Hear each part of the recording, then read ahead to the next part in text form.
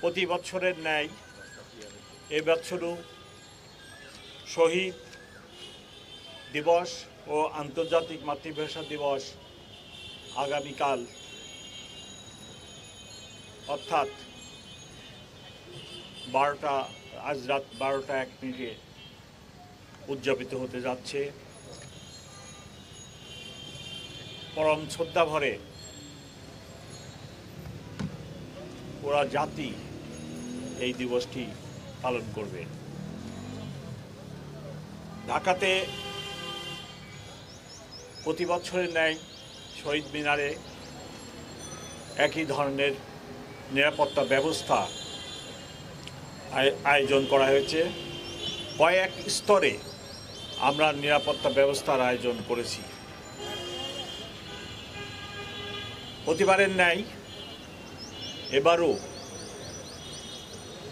প্রথমে ভিভিআইপিগণ, পরে ভিআইপি এবং তারপরে জনসাধারণ পুষ্পমাল্য অর্পণ করবেন। আমরা আনুমানিক একটি সময় নির্ধারণ করেছি। রাত্র 12:40 জনসাধারণের জন্য পলাশী প্রান্ত থেকে অর্থাৎ পশ্চিম পাশ থেকে বেদিতে প্রবেশের জন্য উন্মুক্ত করে দেওয়া হবে।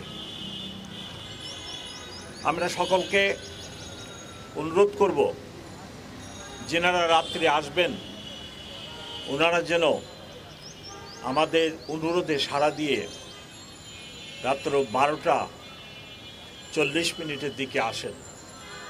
এবং আমি সকলকে অনুরোধ করব, সবাই যেন বেদিতে পুষ্পমাল্য দেওয়ার সময় যথাযথ শৃঙ্খলা মেনে চলেন।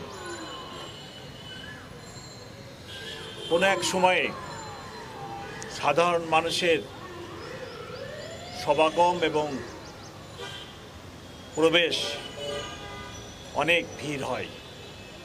এই ভিড়ের মধ্যে যেন কোনো দুর্ঘটনা না হয় আমরা তার জন্য সচেতন থাকব।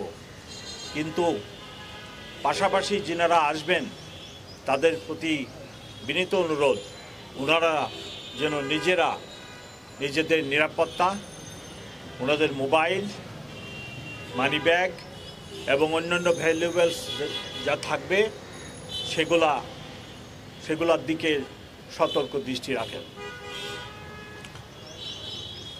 নিরাপত্তা ব্যবস্থা 3-4 স্তরে নেওয়া হয়েছে এবং আজকে সন্ধ্যায়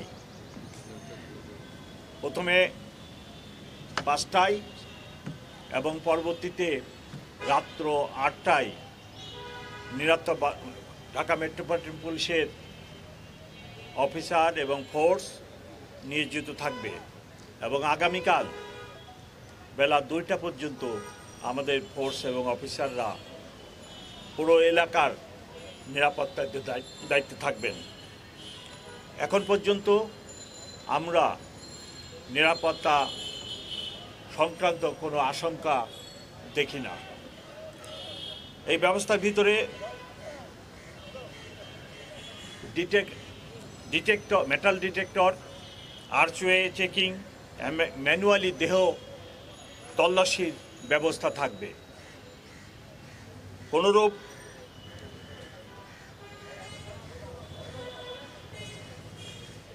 দাহ্য পদার্থ বা বিস্ফোরক বা এরূপ কোনো কিছু যাতে নিয়ে কেউ প্রবেশ করতে না পারে তার জন্য আমাদের ব্যাপক ব্যবস্থা থাকবে। আপনারা জানেন প্রচুর লোক সমাগম হয়, সেই জন্য সবাইকে ধৈর্য ধারণ করতে হবে। সাথে সাথে শহীদ মিনারের চতুর্পাশে 1 কিলোমিটার রেডিয়াসের ভিতরে আমাদের বিভিন্ন মোবাইল টিম সতর্ক অবস্থায় নিরাপত্তা ব্যবস্থা নিশ্চিত করবে। সাথে সাথে এই ব্যবস্থার সাথে ট্রাফিক ব্যবস্থাও সংযুক্ত আছে। আমরা ট্রাফিক ব্যবস্থা নিয়ন্ত্রণের জন্য একটি প্রোগ্রাম করেছি। আমার অতিরিক্ত কমিশনার ট্রাফিক উনি ট্রাফিক ব্যবস্থা সম্পর্কে আপনাদেরকে এখন জানাবে। Thank you. বল।